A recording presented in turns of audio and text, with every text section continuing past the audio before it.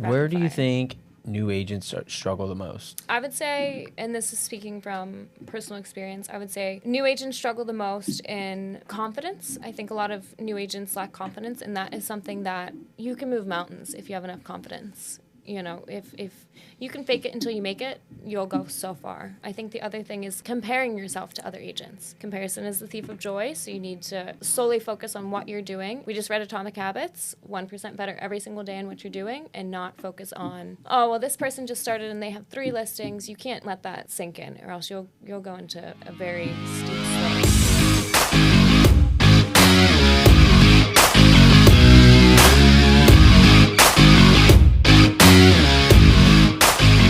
Hello, you beautiful people. Welcome to Tampa Bay Unlocked, the podcast where we dive into the dynamic world of real estate and business in the vibrant Tampa Bay area.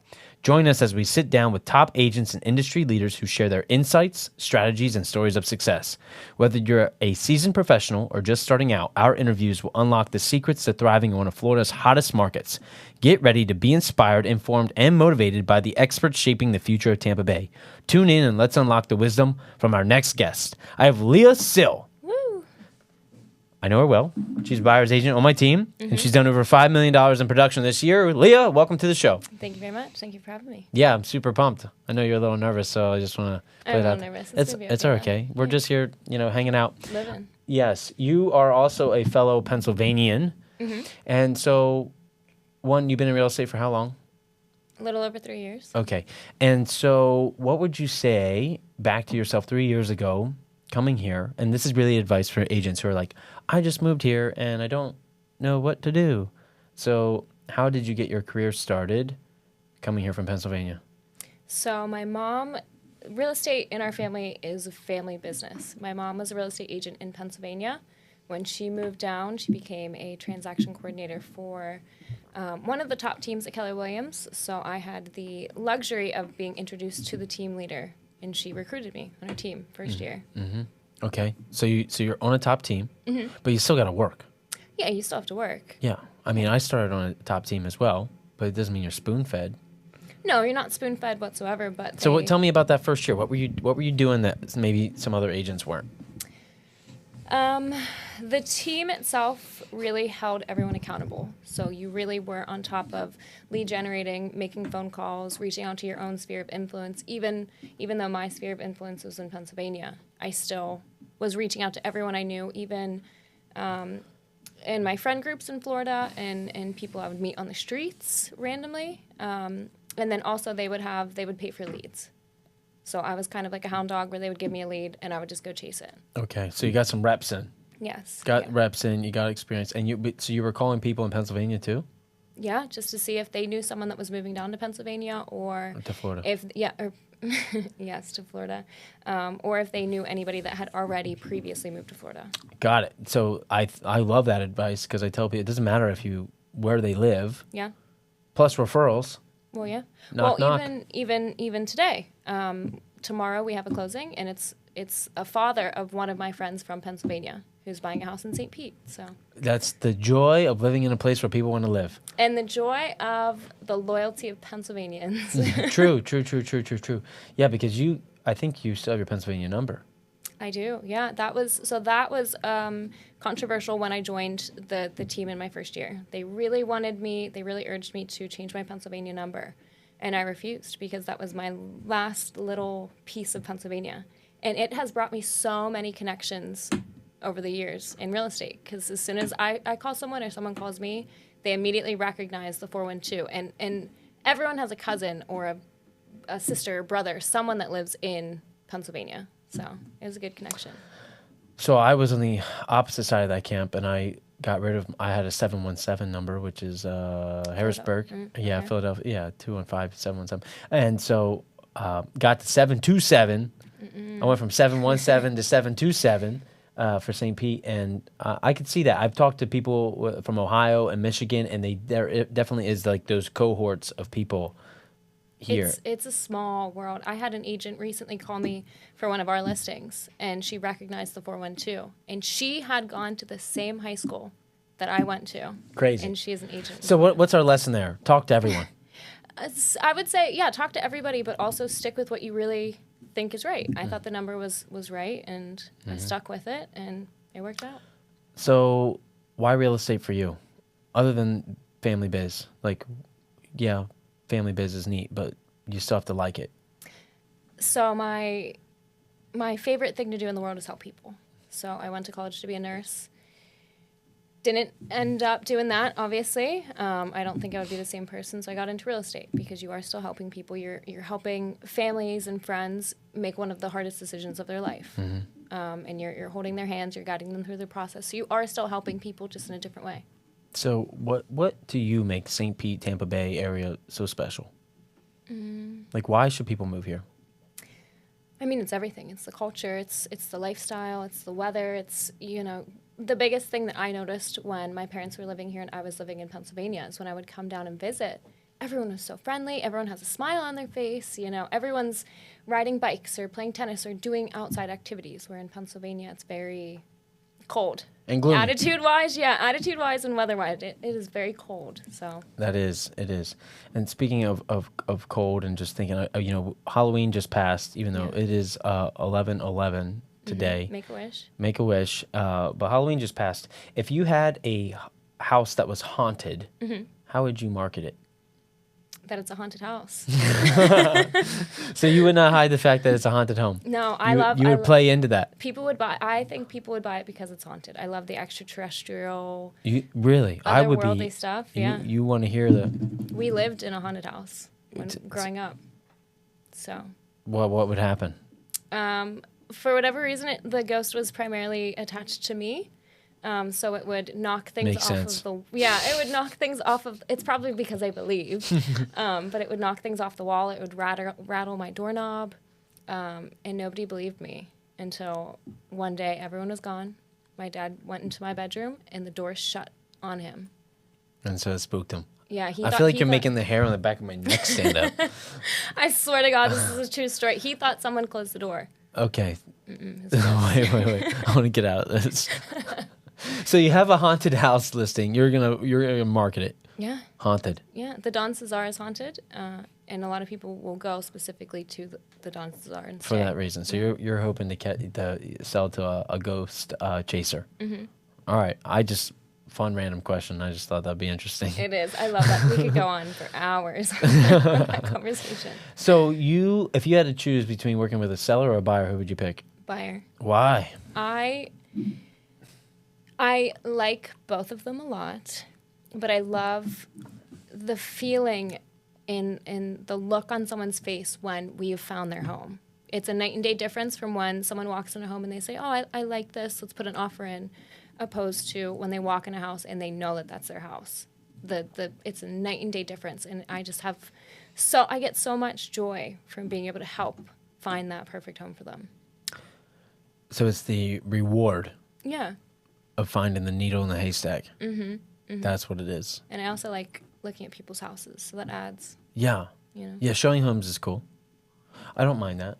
I don't mind that. It's fun. So what's been your favorite transaction so far? Oh, that's a hard one. Favorite transaction?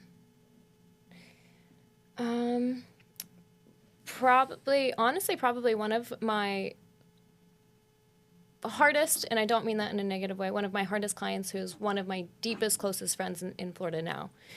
She was very specific in exactly what she wanted.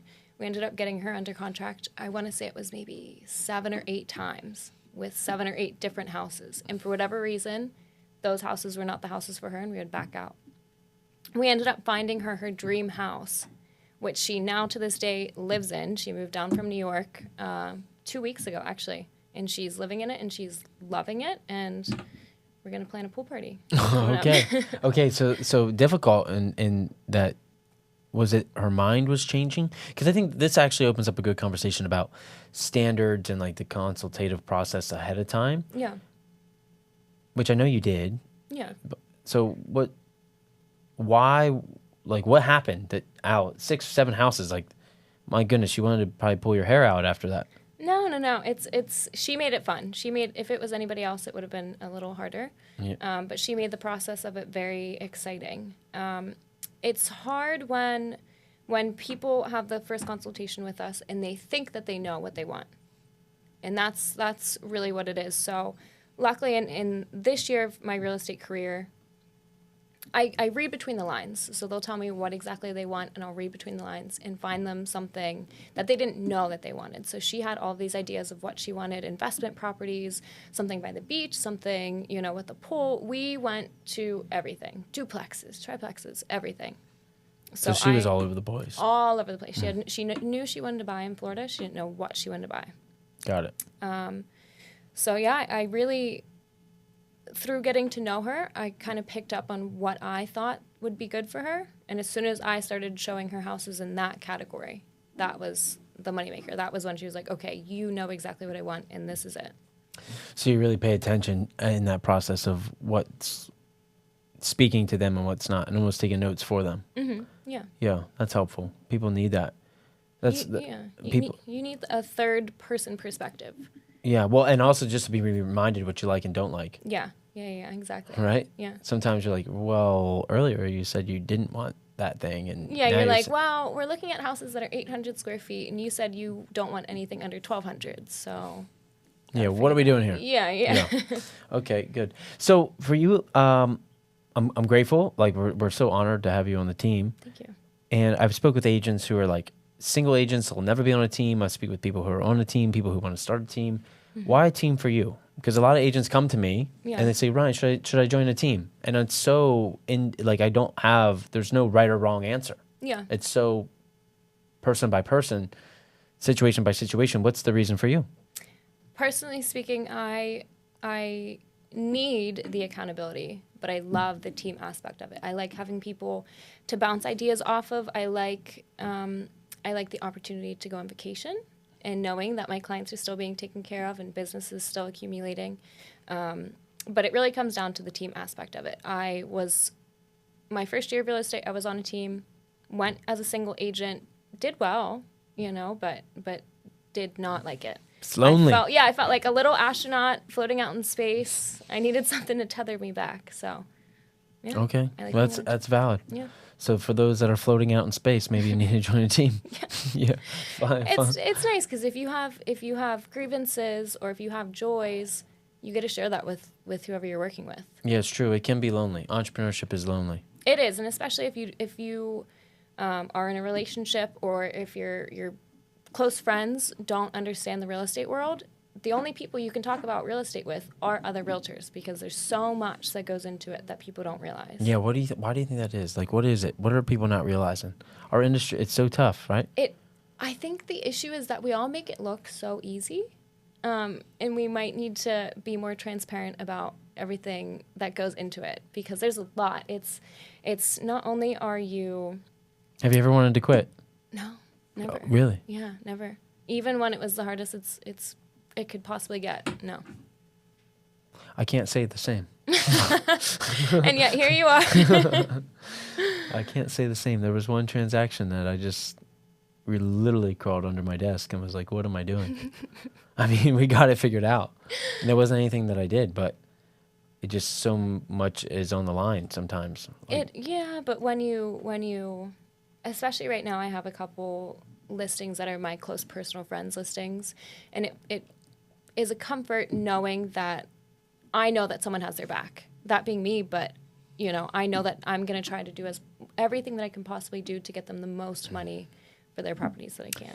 I love that you said that because you know those people, and I just had a conversation on Friday with an agent at a different brokerage, and we were talking about not necessarily the fear, but the not wanting to bother people. Yeah. Right? Because we know that we have to lead gen, we have to make phone calls, we have to stay top of mind for people. Yeah.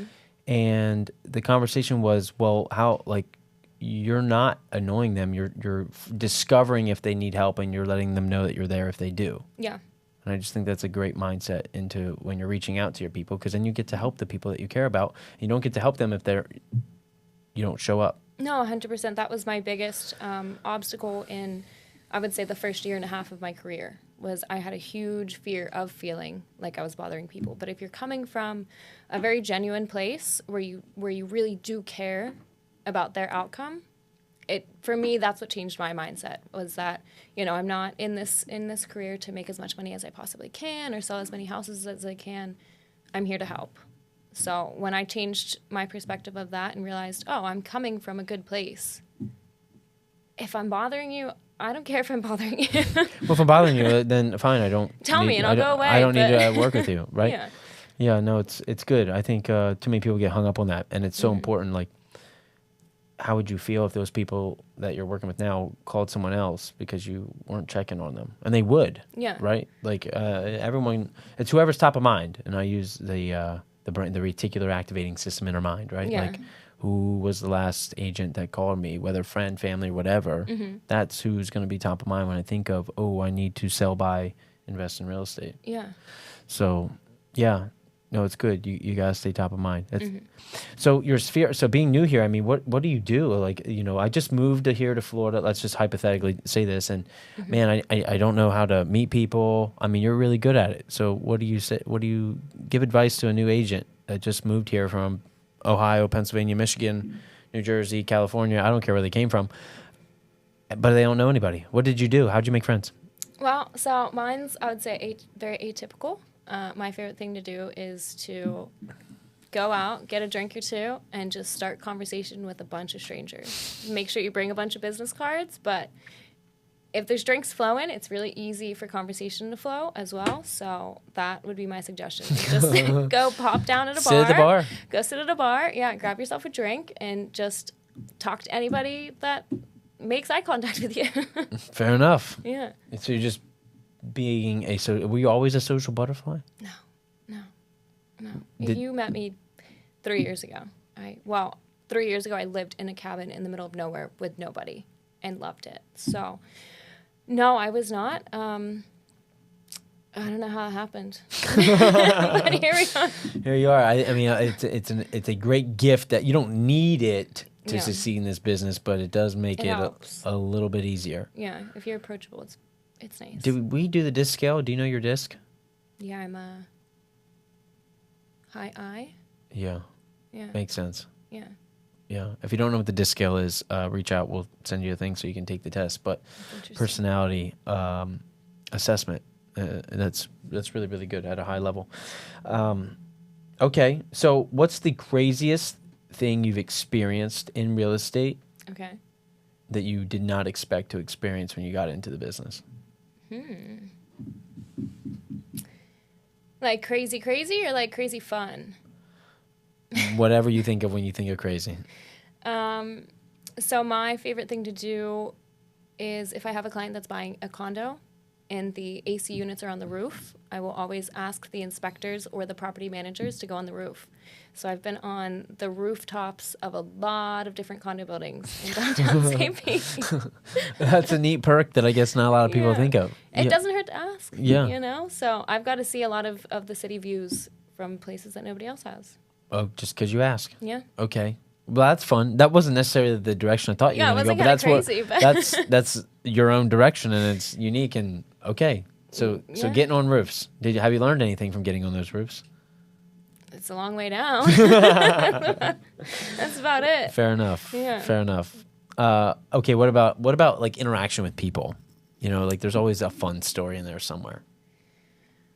I have no. I think I'll keep them to myself. There's a lot of weird ones, but it's not. Nothing you want to share? No, I don't. Okay, think so. But that just proves my point that there's always There's something. a lot of weirds. I have fired a handful of clients. We'll say that. Yeah. Okay, got it. We just had another episode on earlier today, and like they walked in on people naked. Stuff. I've had someone break into a listing. I remember that. I know agents in our office that have shown up. This is very sad, actually, to like someone in the middle of like trying to commit suicide. God. So there's crazy stuff that happens that we are not trained on or prepared for. Maybe I just have really, really good high vibes that everything is always sunny and perfect and wonderful. Well, no, it's good. It's good. Don't wish that on people. But after dealing with the public and walking into homes, you're bound to have something happen, right? Mm-hmm. Yeah, definitely. But I haven't. No. So you have 3 dogs. So tell me about the dogs. Lots of dogs. Too many dogs. Penny, the oldest, she's 10. Ella, I think she's my soul dog. She's about maybe 7. And then we have Lucy. Her real name is Lucifer, but people don't like that. But her name is Lucifer, and she's a beagle. She's 4, and she is wild. She's a firecracker. Her name is very fitting. But you use these dogs to get business. I do use the dogs to get business. So that might be. I would never suggest for anybody to get a dog. It's a lot of work. It's a lifetime commitment. There's a lot that comes into it. I recently learned that dogs are on average $33,000 a year. One dog to take care of. So keep that in mind with what I'm about to say. But I live in Central Oak Park, favorite neighborhood in all of St. Pete. I have 3 dogs, so everyone notices when I'm coming around the corner. And it's opened a lot of doors for me because I have a lot of great conversations with my neighbors. And now, now that I'm on a schedule, some of my neighbors will wait outside. Really? They know I don't even know this. It's the best thing in the entire world. Yeah, me and my neighbors. Do they have treats? They do. Some of them do. Some of them do have treats. We're trying to make Lucifer lose a little bit of weight, so I'm trying to hold off on the treats.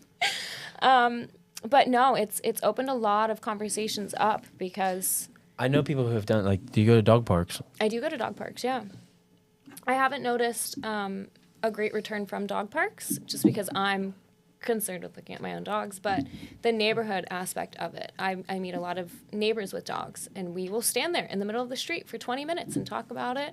And then we are farming my area with business flyers. And there's a picture of me and the 3 dogs on there, and everyone knows me and the 3 dogs from the neighborhood. So it's a good touch point. Smart. Yeah. Smart. Yeah, it's just finding something in common with people, right? You dog owners just all love each other. Well, just having something to break the ice. Yeah. If there's something else to focus on other than, the 2 people having conversation, it makes it easier. There's another agent, Brad Boner. He is known in his neighborhood because of his dog, just walking around talking to the neighbors. Yeah. Yeah. I remember growing up, I used to spend a lot of time at my one aunt and uncle's house. I remember this guy, Jeff Cox. He was in financial services, and I never understood. He would walk that dog around the neighborhood, and he would talk to all the people. And now I understand. I wasn't in the business of sales, but how do building you know relationships. what his name is and what he did? Oh, yeah, of course, because Jeff stopped and talked to you. Yeah, he could tell you, I know this person, this person. Da, da, da, da, da, da. I mean, he would name drop every 4 seconds that he possibly could. Yeah. So the dogs are a neat trick. Huge. So maybe that's what you tell people that just move here. Go get a dog. No, but be careful. How about we start fostering dogs or taking dogs at the pound that have been there for well, over yeah, a but year that's for get a walks? dog. I don't care where it comes from. Do it responsibly. Okay. That's all I ask. All right, there we go. Yes. Yeah. There's a caveat. Warning. Dogs are a lot. Yes. Yeah. Okay, so what if you had to start all over, what would you do differently? You're going to hate my answer, but I wouldn't do anything differently. I mean, it's not. Why? That's good. Yeah, the team that I joined in my first year of real estate, I learned the bread and the butter of the business. They were very strict and they did everything by the books. And they made sure that I was on that same exact path. So I feel like I had an advantage almost over brand new agents because I knew how to do everything, So that was wonderful. And then obviously branching out and being a single agent, I learned a lot on my own, and I was able to develop more into my own personal style. And I think that helped me a lot. And now I'm on a team again. And so I went from a team, kind of, got sucked into how they operated, went as a single agent, developed my own style, figured out what I like to do, my strengths, my weaknesses, and then I got to join another team knowing all of that and being comfortable with who I was as an agent. And I think that helps. Yeah, no, it's cool. It's cool to watch your journey, right? Because it's fun. You were a little bit, I think we're the same time. I think so. Roundabout, yeah. Right? Yeah. How has Keller Williams helped you in mindset and business? What have you learned from them? Everything. I mean, I believe that almost every single person in this office is very positive, always wants to help, always wants to answer questions, and that's crucial in your first 2 years of real estate.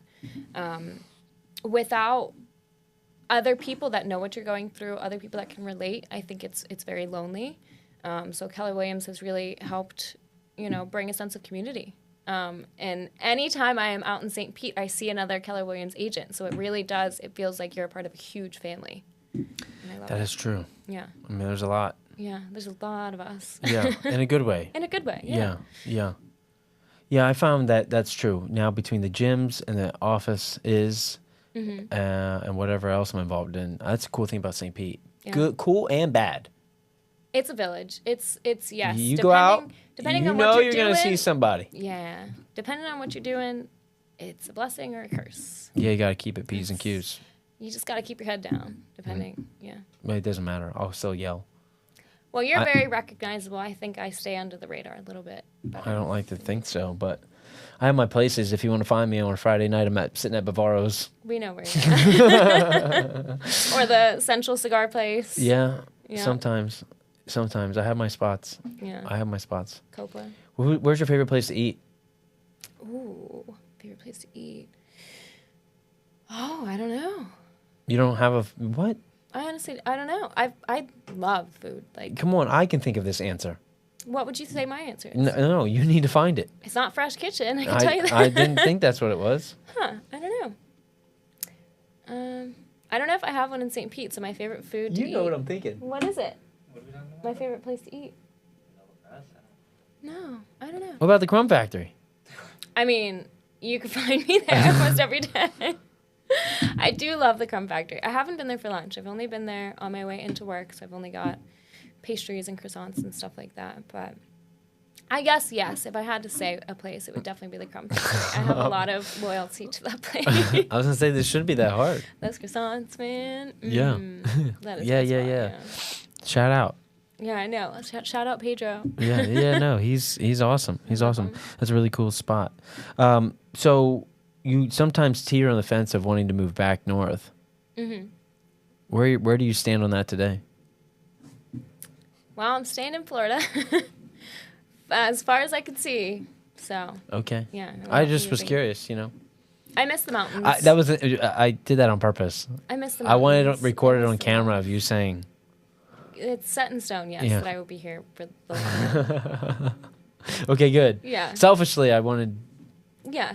Yeah. Well, you got your wish. Okay, good. So now I will be staying in and around St. Pete for the foreseeable future. What do you think is? What do you think? Well, I have like a couple questions. Where do you think new agents struggle the most? I would say, and this is speaking from personal experience, I would say new agents struggle the most in confidence. I think a lot of new agents lack confidence, and that is something that you can move mountains if you have enough confidence. You know, if you can fake it until you make it, you'll go so far. I think the other thing is comparing yourself to other agents. Comparison is the thief of joy, so you need to solely focus on what you're doing and just focus on being, we just read Atomic Habits, 1% better every single day in what you're doing, and not focus on, oh, well, this person just started and they have 3 listings. You can't let that sink in, or else you'll go into a very steep slope. Mm-hmm. Okay, so staying optimistic and positive, confidence. Yes. Yeah. I'm curious, sidebar question. What are some things you've learned since being on the team that you're on now? And how has that helped you?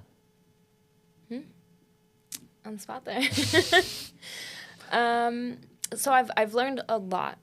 We have very, very opposite personalities, and I think working with you and listening to how you speak and seeing how you time manage has kind of centered me, because I was all the way out in Leah's world, whereas you've taught me to kind of bring it back and have a good balance of both.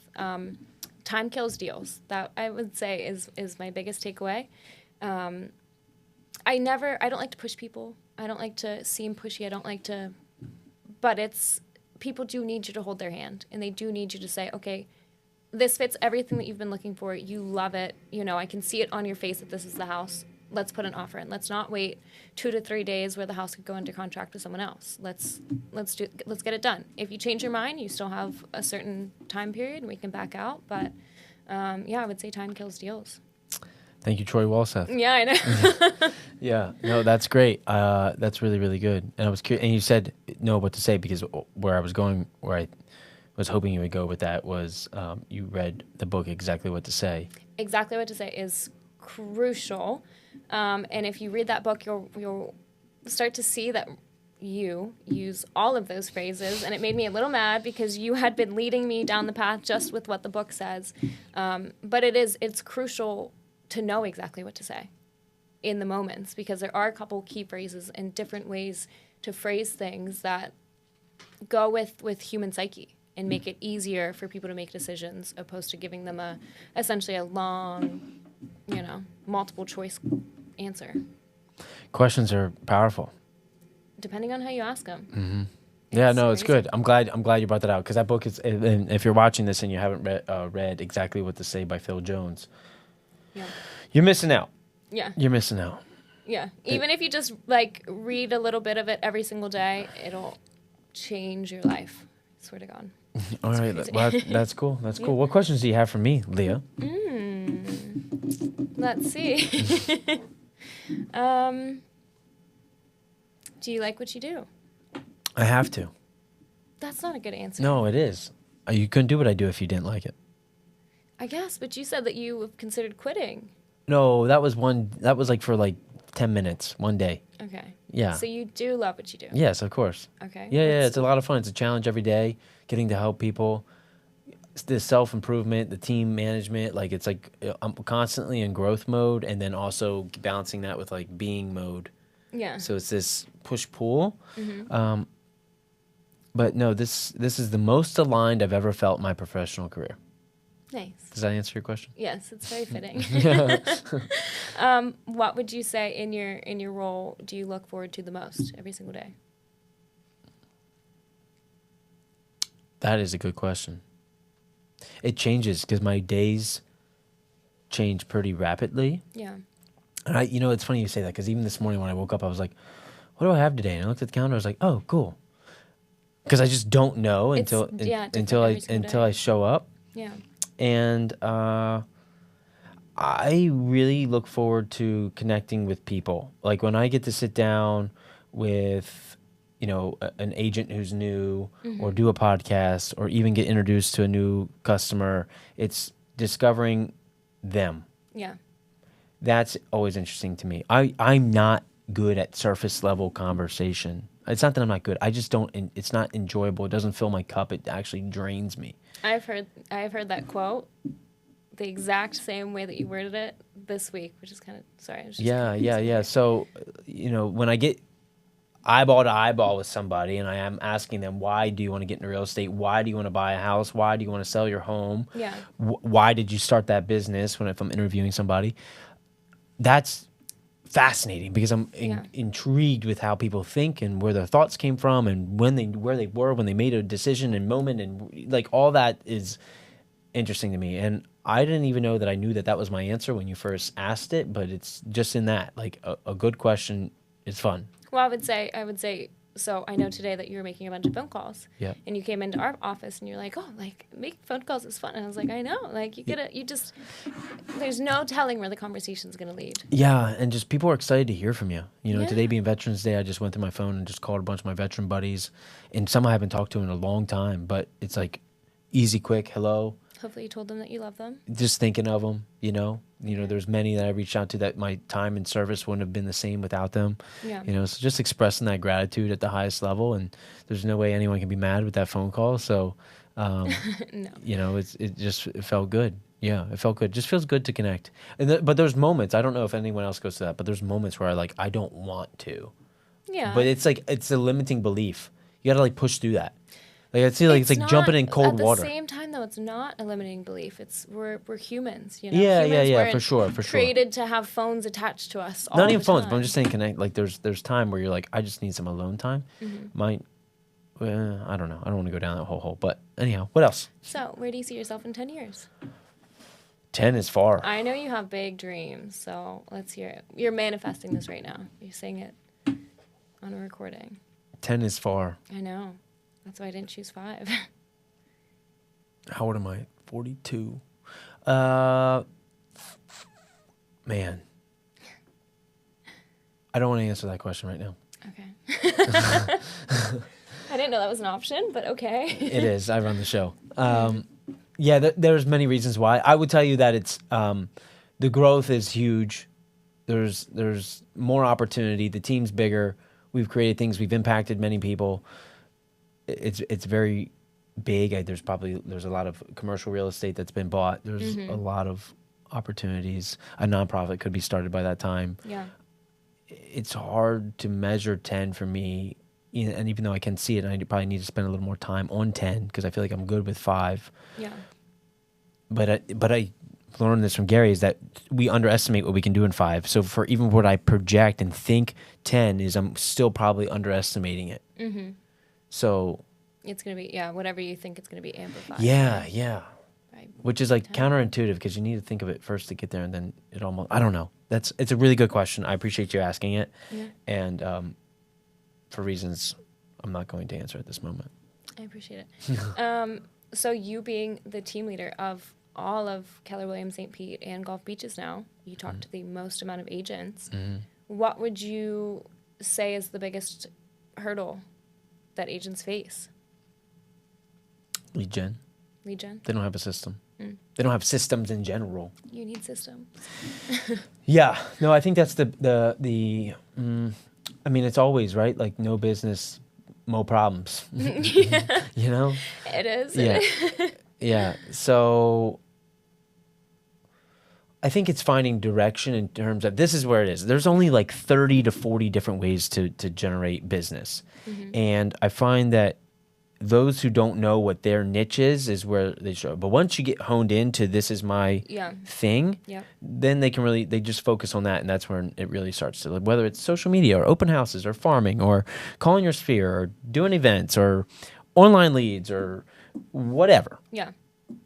But until that's discovered, they're exhausted mentally because in their mind they have 40 things that they know they should be doing, but they don't know which one. Yeah. And the ADHD brain is like all over the place. Yeah, just going in circles. Yeah, so I would say that's the biggest thing. And then, one thing we are really going to focus on this year as a team and an office is profit. They really don't know their numbers. Yeah. They really don't. I didn't, which was crazy. Yeah. But we had our business planning and.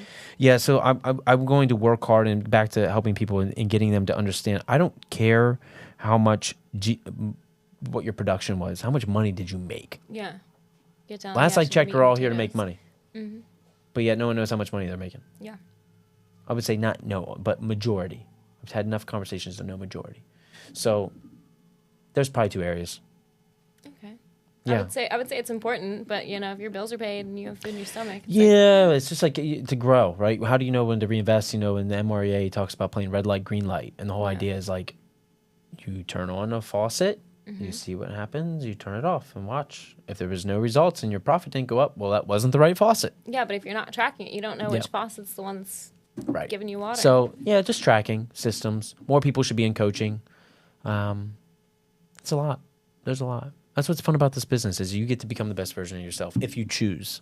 If you choose. That's the hard part. Self-development is very important in this business. And knowing your niche. Yeah. In Atomic Habits, I wish I had the quote from the book, but it talks about picking an area that you thrive in to compete in, finding your strong suits and going into business, knowing those strong suits and using those to your advantage, because not everybody has the same personality or likes the same things or is motivated by the same things. Yeah, I feel like there's some counterintuitive advice out there about like, you make your weaknesses stronger or whatever. I'm like, no, lean into your strengths and outsource your weaknesses. Yes, yeah, exactly. Like if it doesn't bring you joy or happiness or you're not like good at it, don't do it. Yeah. Why? Time is precious. Yeah. Well, it's just like there's not enough time to try to learn something that you hate. So. Well, it's like, if you're good at something, I'm good at talking to people. Right. I love that. That's what I do. And that's my lead generation. Is I just talk to strangers all the time, and my neighbors and my friends, and I just talk to everybody. Yeah. No, that was a good question. Good question. Thanks. Yeah, I do. I'm fortunate, like, getting to talk to all the agents. It's fun. Yeah, you get kind of like a worldly perspective. Of, yeah. The whole family of St. Pete and Gulf Beaches now. This is true. Do you have a direction for 10 years? Yeah. Care to share? Nope. I do not, thanks, but I know where I'm going to be in 10 years. Okay, fair enough. That's I'm going to be happy. I'm going to be... That's it. You heard it here, folks. Leah will be happy in 10 years. Yeah. Okay, good. You're saying you're not happy now? I'm always happy. Okay. That's good. What other little quick nugget can you give us, Leah? What is the most important thing that you've learned when it comes to working with buyers?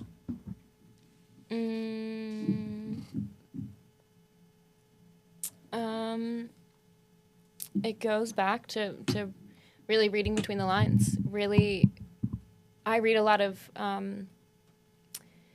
body language books, and I read a lot of psychology books, so I really find it fascinating to read between the lines. It's so fun for me when I have a married couple. Woman wants one thing, man wants another thing. They hate all the houses that we see, or she likes it and he hates it, back and forth. And I listen to their bodies, not what they're saying. I listen to their body language and deep dive into it, and then I will show them a house that I think that she will like and that he will like, and they love it. That was one of our I would say hardest deals to work with was Danielle. In their house. They hated every single... Well, she would like a house that we would show. He would hate the house. That's true. No, that's fun. So you really do like the matchmaking process. To you, it's like a giant puzzle. It's like a game. Yeah. No, it's cool. Yeah. And I love that you gamify it because then it makes it more fun. Yeah. Yeah. Makes a lot of sense. It's like, okay, these are the rules to the game, their parameters, and what they want to spend and where they want to live. Go get it. I'm like, okay. Amazing. Yeah. Well, it's fun to dive into your mind of like working with buyers because not to say that I don't enjoy it, but I think you enjoy it more than I do. For sure. Yeah. Which is fine and good, and that's why we have you. I know, So yeah. we're grateful to have you. Appreciate you. If people are with us still, which I know they are, Yep. what's one word they should comment below? Marshmallow. Marshmallow. You heard it here, folks. Leah Sil, if you're still with us, thank you. Appreciate you. Comment marshmallow below. Share with a friend. Like, subscribe, do all the things. And we'll see you on the next one. Bye, everyone. Bye.